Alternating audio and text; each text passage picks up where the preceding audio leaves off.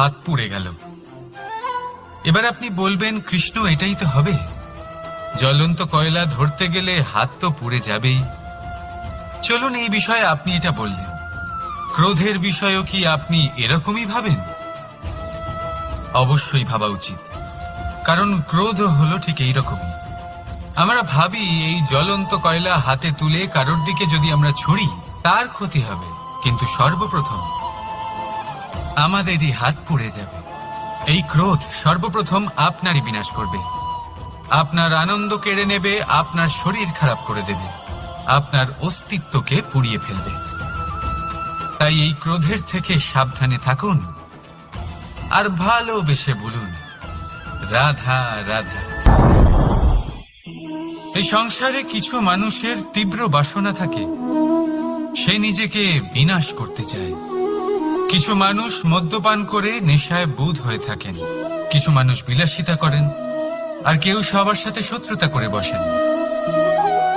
যদি আপনি নিজের বিনাশই চান তাহলে এইসব করার প্রয়োজনই নেই, শুধু একটু অহংকার পোষণ করুন।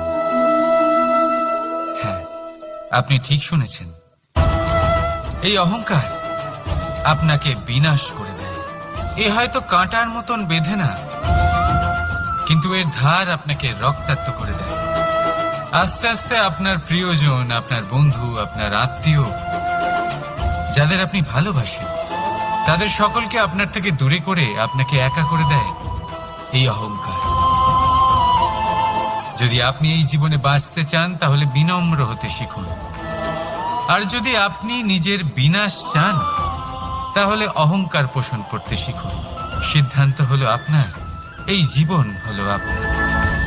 রাধা রাধা। আপনি কখনো কোনো স্বর্ণকারকে দেখেছেন? সোনা তারই হয়, গয়না বানানোর শিল্প তারই হয়, তাও ও বারবার সোনাকে গরম করে, হাতুড়ি নিয়ে বারবার তার উপরে প্রহার করে। কিসের জন্য? যাতে সে সেই স্বর্ণকে কুন্দন বানাতে পারে, প্রত্যেক আঘাতের সাথে তার মধ্যে থেকে খাদ বের করতে পারে।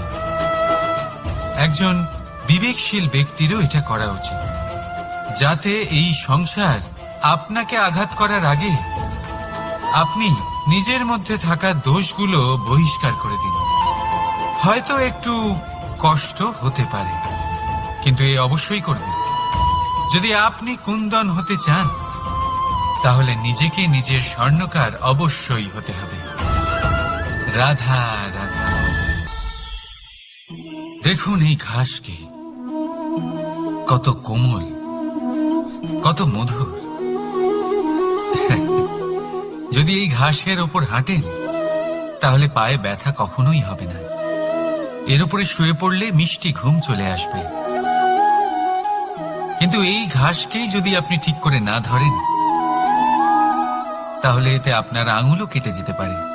এই নরম ঘাসই আপনাকে আঘাত দিতে পারে।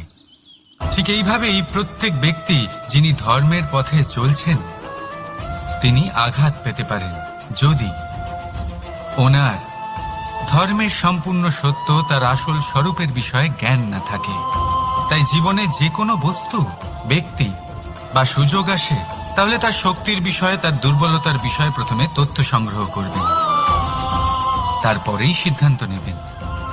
যদি এরকম করেন তাহলে সাফল্য অবশ্যই আসবে। রাধা রাধা। হাতের কত রকম রূপ হয়, কিছু স্নেহের সাথে আপনাকে স্পর্শ করে, তো কিছু প্রহার হিসেবে বর্ষিত হয়। কিছু বন্ধুত্বের নামে আপনার দিকে অগ্রসর হয়, তো কিছু শত্রুতার দিকে আপনাকে টেনে নিয়ে যায়। কিন্তু কখনো ভেবে দেখেছেন যে কোন হাত বেশি মূল্যবান? যখন আপনি সফল, যখন আপনি ভালো কাজ করেন, তখন কিছু হাত আপনার জন্য করতালি দেয়, আর কিছু হাত এমন হয় যা আপনার কাঁধ স্পর্শ করে যখন আপনি জীবনে সব থেকে অসফল হন, যখন আপনি ভেঙে পড়েন। তাই করতালি দেওয়া সেই হাত, আপনার প্রশংসা করা সেই হাত, তার থেকে অনেক বেশি দামি সেই হাত যা আপনাকে তখন আশ্বস্ত করে যখন আপনি এমন সময় কাটাচ্ছেন যা আমরা কেউ কাটাতে চাই না। সেটা আপনার সম্বল হয়ে ওঠে, আর এই সম্বলই আপনাকে জীবন অতিবাহিত করার শক্তি প্রদান করে। তাই একে অপরের সম্বল হয়ে থাকবেন, জীবনে সব সময় ভালো থাকবেন। রাধা রাধা। মানুষ, প্রত্যেক মানুষ কাউকে ভালোবাসে, কাউকে ঘৃণা করে, কাউকে সম্মান করে, আবার কাউকে তিরস্কারও করে। মানুষ সবকিছু হতে পারে, সুস্থও হতে পারে, রোগীও হতে পারে, ধনীও হতে পারে, নির্ধনও হতে পারে, বন্ধুও হতে পারে, আবার শত্রুও হতে পারে। যদি কিছু না হতে পারে তা হলো অস্পৃশ্য, অচ্ছুত, ভগবানের কাছে সব থেকে বড় পাপ। এই যে মানব শরীর, তা ঈশ্বর প্রদত্ত, তা তার মন্দির। প্রত্যেক শরীরে ব্রহ্মদেব বাস করেন। তাই শরীরের অপমান করা, সেটা ছোঁয়া থেকে দূরে থাকা,